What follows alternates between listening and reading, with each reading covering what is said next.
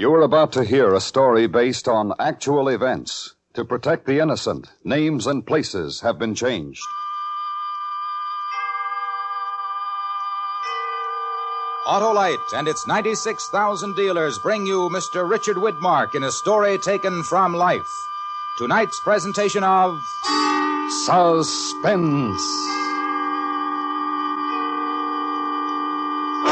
Tonight, Autolite presents The Hunting of Bob Lee, the true story about the most famous of all Texas feuds, starring Mr. Richard Widmark.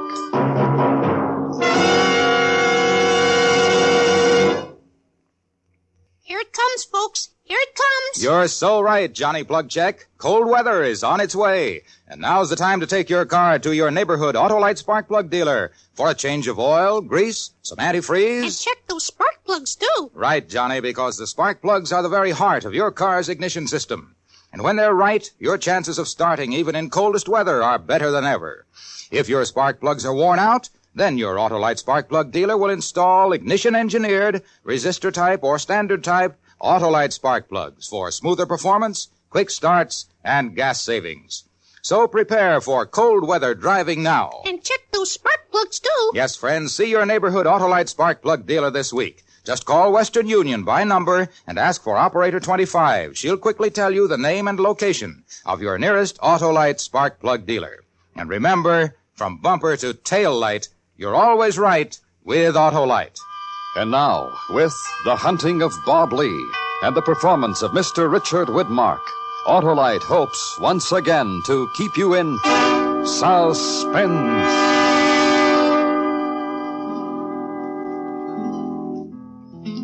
Wake up, darling Corey, and go get me my gun. I ain't no hand for trouble, but I'll die before I run. Lee Ranch, Fannin County, June 26, 1868. Editors, Texas News, Bonham, Texas. Gentlemen, if you will permit me the use of your valuable columns, I would like to give you a true statement on what is known as the Pilot Grove difficulty. Notwithstanding that there's been no killing in the village except Dr. Pierce. But to begin, I was raised in this state. I came home from the war a hated man, merely because my fortunes had not suffered during the war as had those of my neighbors. And that was the basis for the hatred. I was too prosperous. They used my habit of dressing as an excuse for the first real trouble, for when I rode into the village, into Pilot Grove, I wore a black suit and a hat with a plume in it. It was that hat that started the trouble. They were waiting in front of Nelson's saloon. Hold up, Lee. We want to talk with you. Hold there. Stand there. What do you have to say to me? We want to know who you ought to be dressing like that. Are you lording it over us with your fancy suit and a plume in your hat? Why should I lord it over anybody? I dress the way that pleases me. No man would ever wear a hat like that. It's for a woman. I'm wearing it, Evans. We can see that. That makes you worse than a woman. Only one reason you wear it. You think you're better than us. Takes more than a plume to make you better. And I'll see that hat pulled down around your neck. You want to try that, Evans? I'll see it there. You talk mighty brave, still up on your horse. Then I'll get down. Oh, stand there. Whoa. Don't take it from him, Evans. Now, Evans, if you or any one of the rest of you think you can tell me how to dress, this is the time to begin. Go ahead, Evans. We're behind you. Don't take it from him, Evan. Shove a hat down his throat. All right, I will.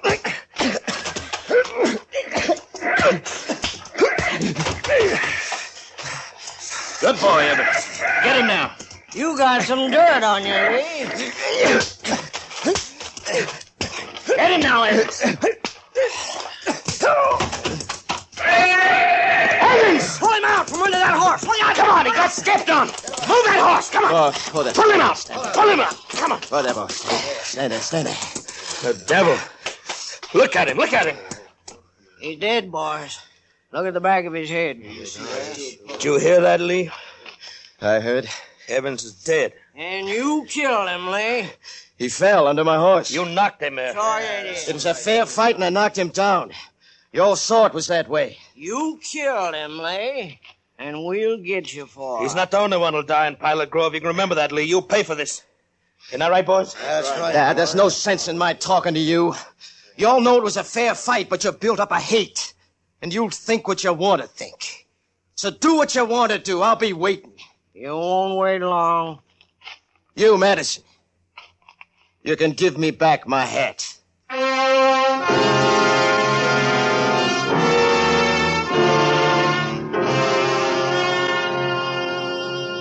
I want to say this strongly, gentlemen. I did not kill Hugh Evans. Those men knew I didn't, or they would have killed me then. They were all armed, but nobody drew a gun. So I left them and I rode back home where my wife and my brother waited for me.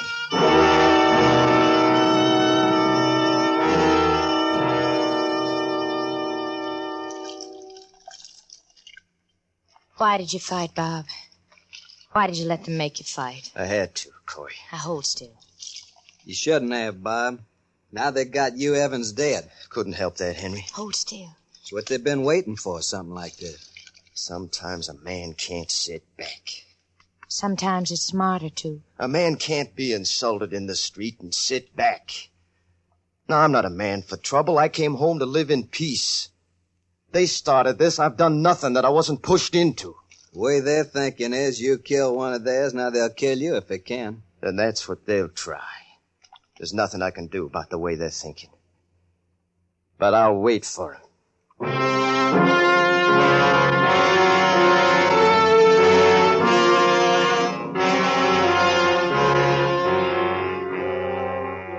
As this group of men had been known before to raid ranches for profit, I thought they might ride to mine if they were planning retaliation, however groundless. So I prepared accordingly. I sent my 3 ranch hands to take all the horses, saving 2, into hiding a few miles away. And then at nightfall, with lamps unlighted, and with my wife afforded such protection as possible, my brother and I sat down with our rifles at open windows and waited. Now, these might seem to you, gentlemen, unnecessary precautions. But they would not seem so if you knew this band of cutthroats. However, we were relieved sometime after when we heard 2 horses approach the house, saw 2 men dismount in honesty near the front door. The Union soldiers. What do they want? I don't know, but put your rifle aside. Who is it, Bob? Union soldiers. Why have they come here? We'll find out. Light another lamp, Corey.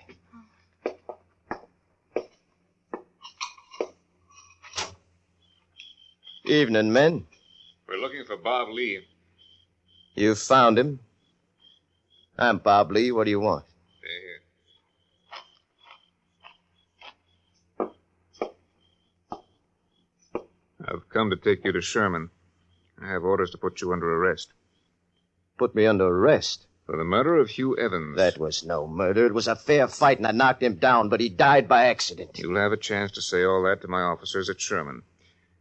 You'll come peaceably, won't you, Lee? Of course I'll come peaceably. Bob. The Union Army is a just army, and I'll be treated fairly, Corey.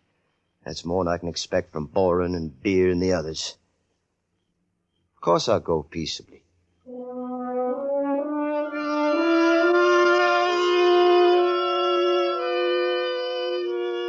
In truth, I was anxious to yield myself to arrest, because I knew that by fair trial, no army court could find me guilty of murder.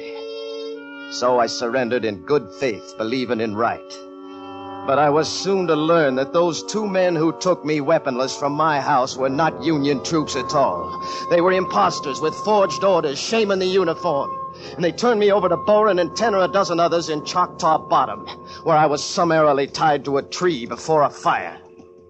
You can say what you want, Lee, but you'll be thanking us before we're done here. I'll thank the day that sees the end of you, Boren.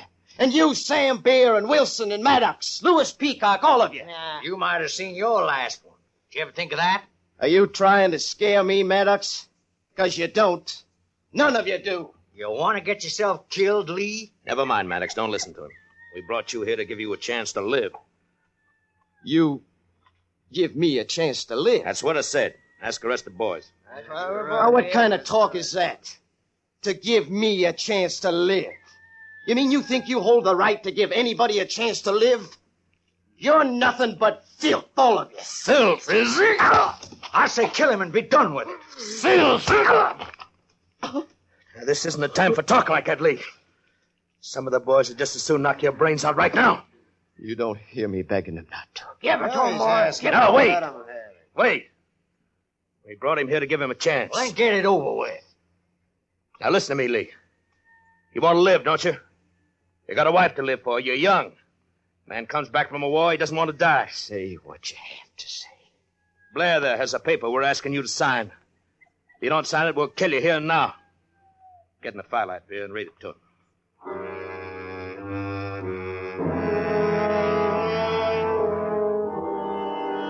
This is what those thieves demanded of me in their note.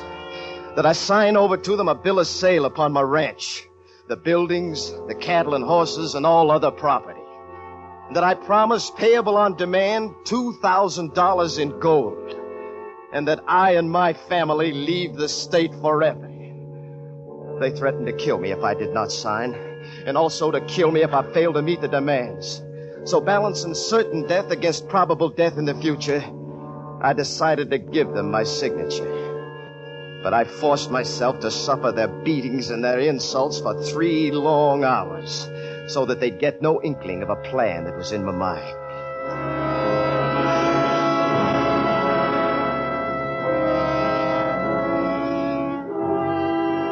Now, after being released, I thought to set about proving the illegality of the note they held and turn the civil law upon the scoundrels. So in the company of my brother the next morning, I rode into Pilot Grove to inquire about legal counsel. Although we still sought peace, we went armed.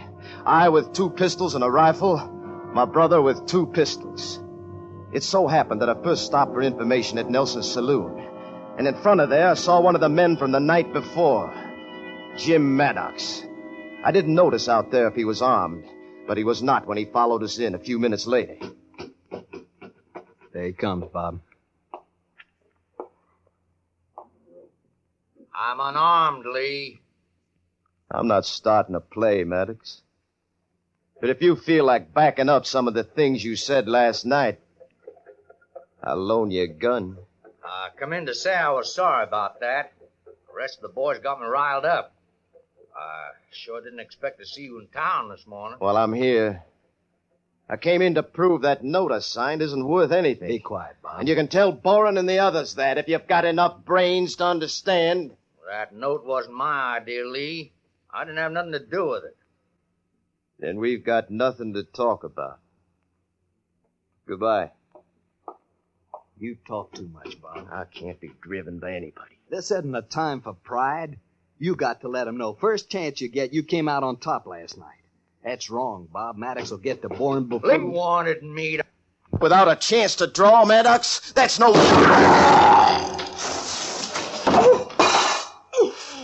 Bob. Bob.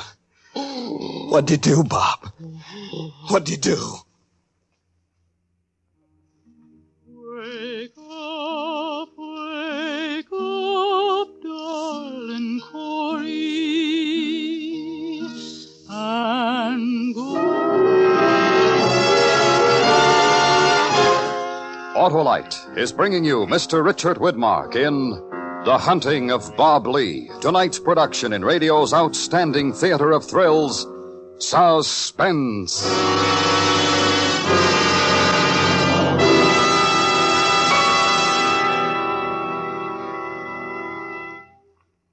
Folks, winterize right now. Please do. And check those important spark plugs, too. That's potent and pertinent patter, Johnny Plugcheck. Cold weather is coming fast, and it's not a bit too soon to have the oil and grease changed, antifreeze put in. And check those spark plugs, too. Right, Johnny, because when they're right, your chances of starting, even in coldest weather, are better than ever. So visit your Autolite spark plug dealer. His exclusive Autolite plug check indicator will instantly show you if your spark plugs are right for the cold driving days ahead. If cleaning or adjustments are needed, he has the latest equipment to do the job quickly. If replacements are needed, he has resistor type or standard type Autolite spark plugs. They're ignition engineered for smoother performance, quick starts, and gas savings. And used as original factory equipment on many leading makes of our finest cars, trucks, and tractors. So plan now to have your car winterized this week. And remember, check those spark plugs, too. Be sure. See your neighborhood Autolite spark plug dealer, because from bumper to tail light, you're always right with Autolite. And now, Autolite brings back to our Hollywood soundstage Mr. Richard Widmark in Elliot Lewis's production of The Hunting of Bob Lee, a dramatic report well calculated to keep you in suspense.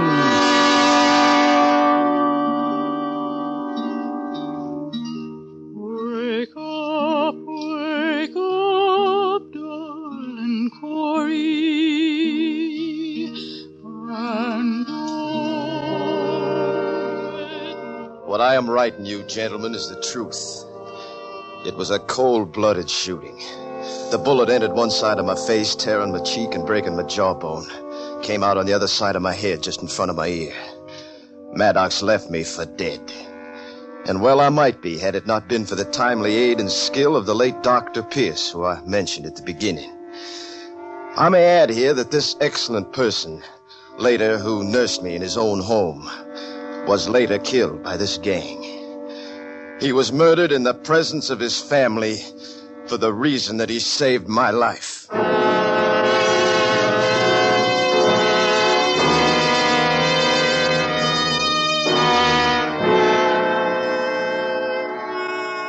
In time, I was well enough to return to my ranch, but my face will always be twisted by scars.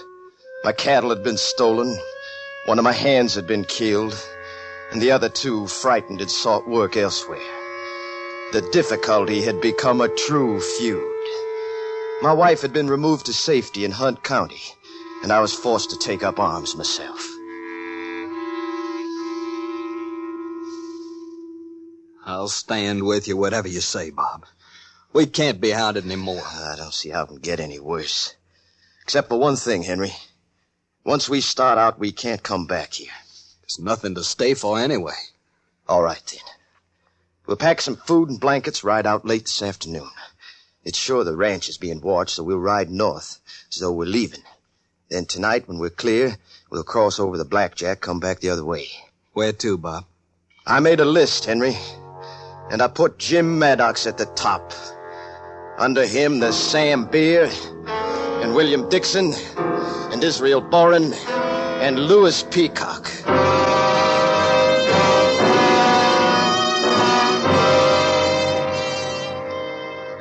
It was at this time that my brother and I were first called outlaws. That is not now nor never was true. All we wanted was peace, and there was no law and order. We never killed an unarmed man, or never without giving a man a chance. Why, that first night when we got to the Maddox shack, he was alone there with his guns hung up. We could have killed him through the window. This is far enough. I want to go in alone. I can see how you would. Yeah, but he might remember my voice. If you knock on his door, and if he asks, you tell him you're John Baldock, that Boren sent you. All right, Bob. Step to the side when he opens.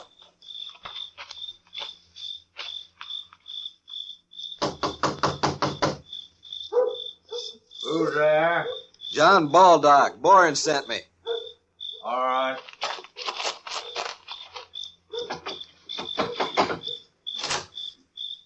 Hey, what? I've come to clear it up with you and me, Maddox.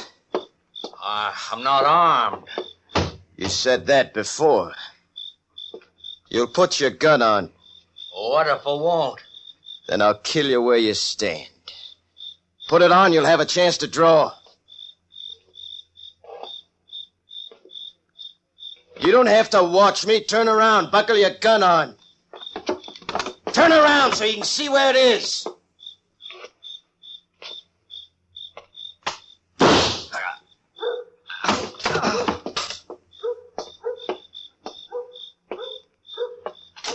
Bob? It's all right. He tried to draw from where I was hanging. I think this is a night we'll remember, Henry. Sam Beer's next on the list.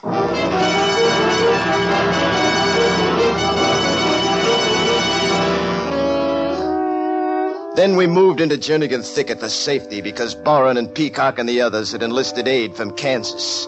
Some 30 strong, we were told, hired killers. So we were forced to move by night.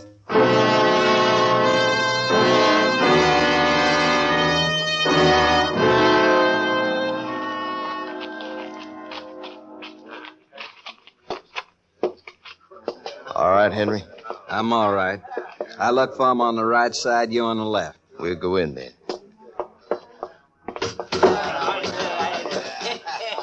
Bob, there. Move farther down while we can. They see us now. Sam Beer, William Dixon. The Lee brothers have come to clear it up with you and us. What do you want, Lee? We want you to stand up from your table and start a play so we won't have to kill you sitting there. They're going to dump the table. What are you going to do? Back to the door. You've heard what the Lees have had from these men. If they have any friends here, this is the time to speak up.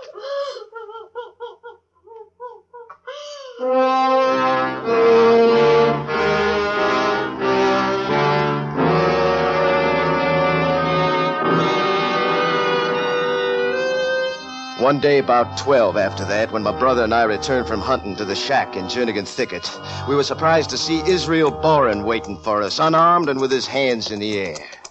What does he want? Hold back, boys. You can see I came of peace. Then leave in peace, Boren. Whoa there. Hold, stand. Leave, Boren, and come back wearing your gun. No. Wait, I came in peace. Whoa there. You've got no right to come in peace. Bob, can't we hear what... Henry!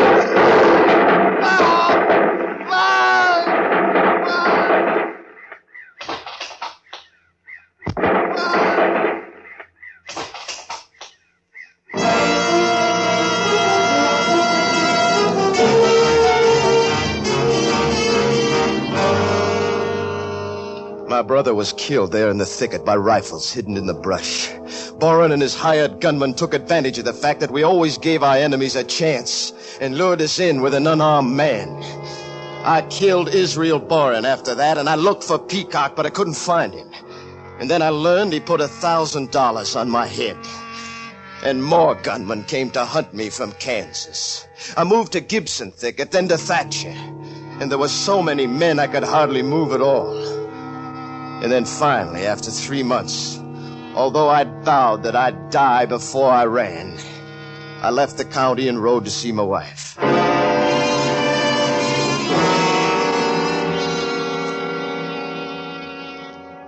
Oh, Bob, what have they done? What have they done so that we can't be man and wife and live the way we want to live? It's finished now. I've seen my brother killed, and I've avenged him. I've done what I can. I can't do any more. There are things to do. There are places we can go. We started in Fan County. We can start someplace else. Yes, we can. But I've one more thing I have to do, Carrie. I'll write a letter about this trouble we've had to the newspaper in Bonham. When the people read it, they'll know the truth. That I'm not a criminal. That I wanted peace. And I couldn't have it.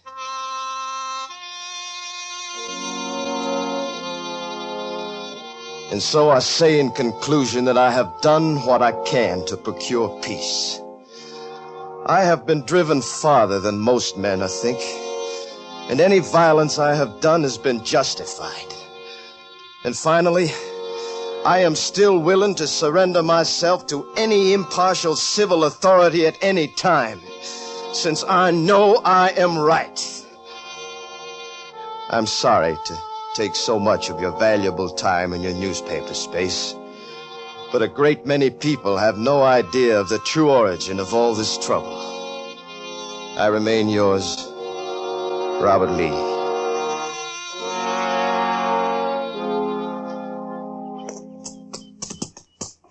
There's no danger here, Bob. Are you sure? If Peacock had followed, I'd have known. I'm sure, Corey. I'll post a letter, be back in 30 minutes. Then we can talk about where we'll go. Well, after 4 months, Corey, I think there should be much to talk about. Oh, Bob. You wait in the house. Please hurry. I will. You go inside. Come on, boy. Come on.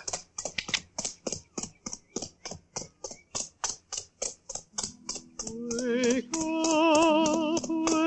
up, darling Corey, and go get me my gun. I ain't no hand for trouble, but I'll die before I run.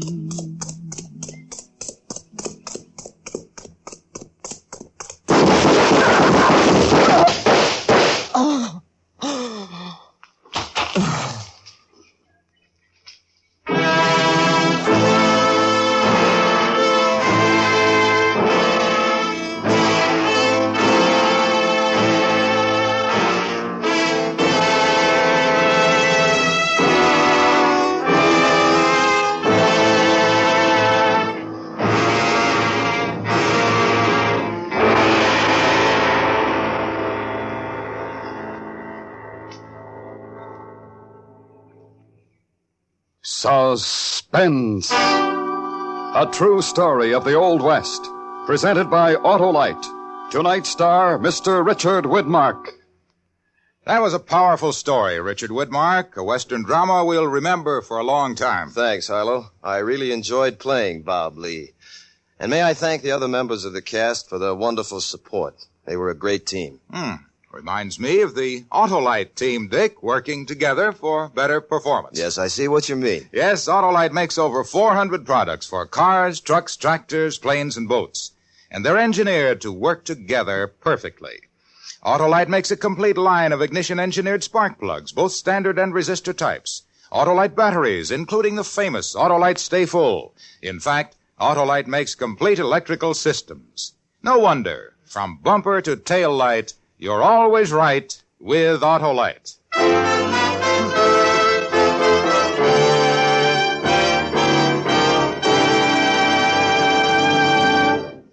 Next week on Suspense, our star will be Mr. Joseph Cotton, as a man who, in a most unusual fashion, tried to clear himself of the suspicion of murder.